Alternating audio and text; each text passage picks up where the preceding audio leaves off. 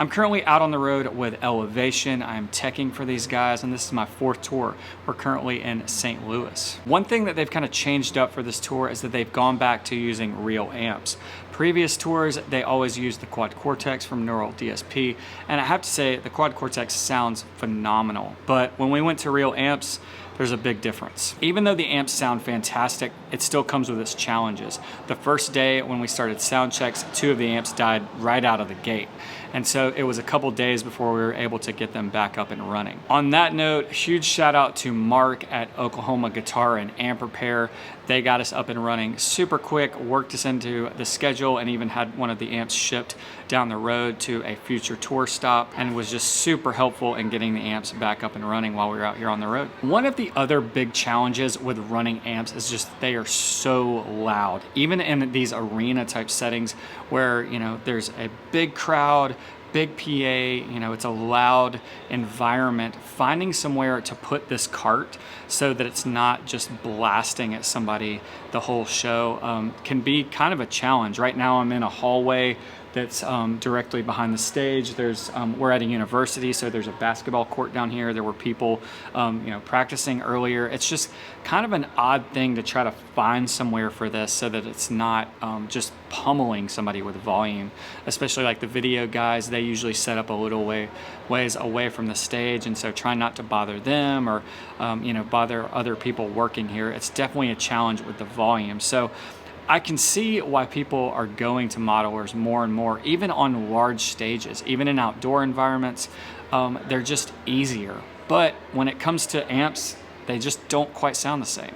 So for the amps, on top here, we've got Joey's amps. He's using a Jackson Britain.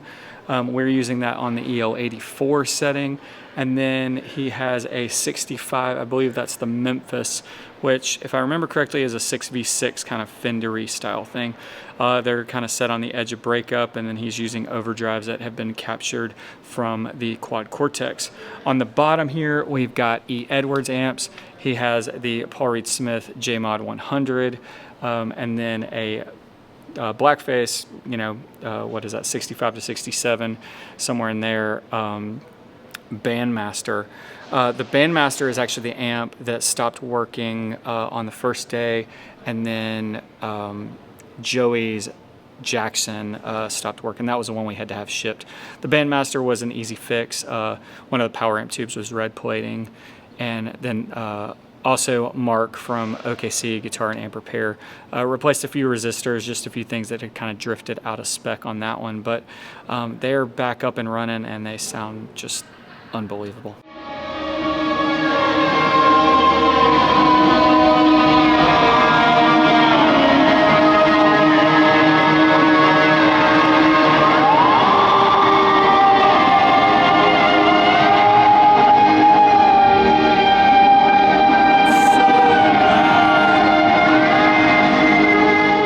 Now, I mentioned that the guys were using the Quad Cortex. This is a unit from Neural DSP. It's kind of similar to a Kemper in that it captures amps.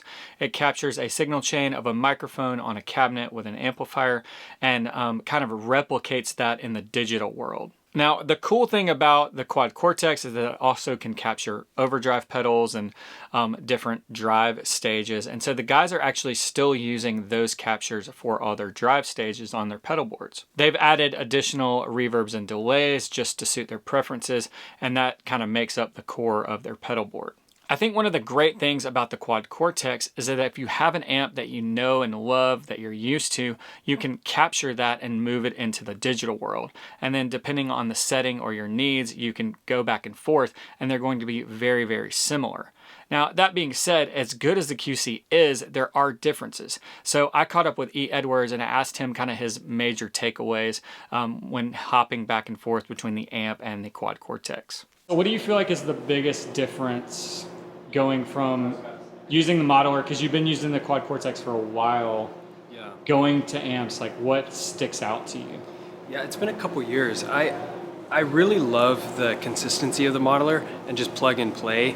But now using amps, which we use amps in the studio, so I'm used to the way they sound. Right. But live, it just feels like the width of it is more, and I can't tell why that is. If it's like the air between the mic and the amp, but literally like when I switch from the modeler to the amps, it's like it opens up. Yeah, it just blows up. Yeah, it's like there's a blanket over my tone and then you just take it off. And then I think the thing that I really love the most is how the reverbs sit with the amps. So if I put a really heavy reverb, it cracks the amps, like makes them crackle in a really cool distorted way. Whereas the modeler, it takes a lot more overdrive and a lot more reverb to get them to do that. Yeah, for and sure. then the lower end of the amps just feels so good. Yeah. Because that was one thing I noticed with our opening set. The first song I go and just, it's like a guitar intro. And I go and strum really hard and I'm like, uh-oh, this is not my amp. And it sounded amazing and it was just a little more top end crispy and the low end just wasn't there. So I played the whole intro and realized I was on the modelers, and then I found a break in like verse 1 and switched to the amps and it was so good. It was so good. Awesome. You know, I think E is spot on here, and it definitely highlights one of the things that I have felt like is the biggest differences with modelers, or at least one big standout thing to me, and that's when you're using a lot of delay and reverb into the front of real amps. It causes those amps to kind of break up, and they're a little more unpredictable just because of how the amp reacts to all of that stuff just going into the front end and kind of pummeling the front end with all this, you know, washiness and all of that. It causes the amp to kind of break up, and especially when you're using 2 amps, the stereo image kind of shifts and moves around a little more. And I've never quite felt that with any sort of modeler or anything like the Quad Cortex that captures an amp or a Kemper. They just don't quite do that in the same way. And so hearing E talk about that, I was definitely like, yes, that's exactly it. That is definitely one big difference. Next, we're going to talk to Corey Edwards. Now, Corey Edwards is the front of house engineer for Elevation, production manager extraordinaire, incredible engineer. I wanted to get kind of his perspective on the move, just, back and forth between the modelers and the amps, because I think as players, we can sometimes just focus on what we hear and what we as guitarists want to hear, and the differences there. But in the end, a lot of it, some may say the most important thing is how it sounds to other people, right? How it fits in the mix. So I wanted to talk to Corey about that. He also, in this clip, references the microphones, and I realized that I haven't told you guys what they're using. So on the top amps on the cart, on the Jackson and the 65 amps, we were using Royer 121s. Now, these are ribbon mics. They're just known for this rich mid-range. They're kind of a darker mic, and they just suited these amps really well. They were kind of bright, and this definitely helped to tame the brightness, but also just give them this great mid-range that sounded super rich. Those are not microphones that you typically see out on the road, as they are very fragile, so we had to take those off every night and definitely treat them with care. On E's amps, we were using a 421 on both of those amps. Now, Corey references something in this clip as well, that we were using different mics at a time. At one point, we were trying a 121 on one amp and a 421 on the other, and it was just too different.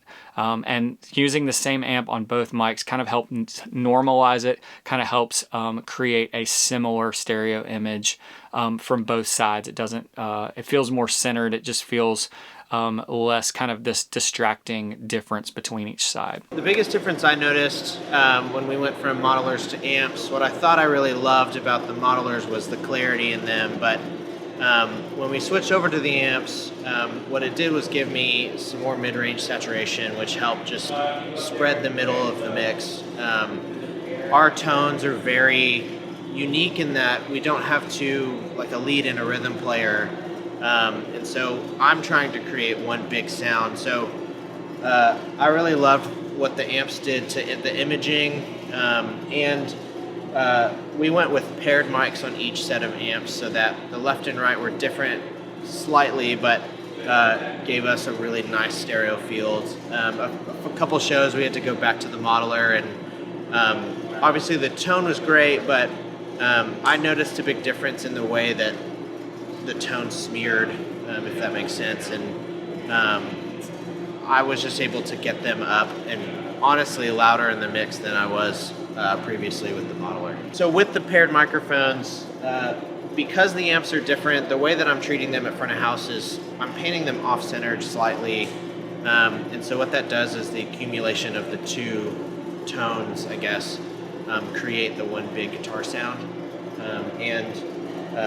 It's just helped make the guitar tone even bigger than before with the modelers. Yeah, one thing E mentioned is he was talking about how when he went to the amps, he got like a bigger stereo feel. Yeah, and I think that all comes in the differences of the heads, it comes in the differences of speakers, and then the microphones keep everything kind of tonally similar. And I thought that I got a bigger image with the modelers, but truly I think it's even bigger now with the amps. And, I'm always looking for that at front of house. The things that Ian and Corey both mentioned are very, very nuanced. I think companies have done a great job in improving the technology and really closing the gap between real amps and their digital counterparts. So much so that I think in a lot of cases it can be hard to tell unless you're just side by side or A/B comparing which is which. Now, unfortunately, in a lot of scenarios, it doesn't all come down to sound, right? Sometimes there might be more practical things that cause you to have to use a digital solution, whether that's lack of stage volume or portability or flexibility. There's a lot more to it than just what sounds the absolute best or feels the best to a player. I think that's why more than ever the answer to the question which is better, a real amp or a modeler or something that captures an amp, it's getting harder and harder to answer, right? Because depending on the situation, depending on what you're doing, one may be better suited for you, or you might enjoy playing one over the other, just depending on how easy it is to get great sounds or how it interacts with the rest of your rig. Let me know down in the comments what you think, what you're playing through these days, and also just what your experience has been. Have you always played real amps and then you've now moved to a digital solution of some sort? Or are you going the opposite direction? Have you been using a digital solution and then now are moving more towards real amps or some sort of hybrid setup? I'd love to hear you guys' comments on this. I know it can be a bit of a hot button topic with certain people, so y'all play nice down in the comments. That's going to do it for this one. As always, thank you for watching. If you haven't already, hit the subscribe button, hit the thumbs up. All those are easy ways to help the channel and help me make more videos. All right, until next time, I'll see you out there.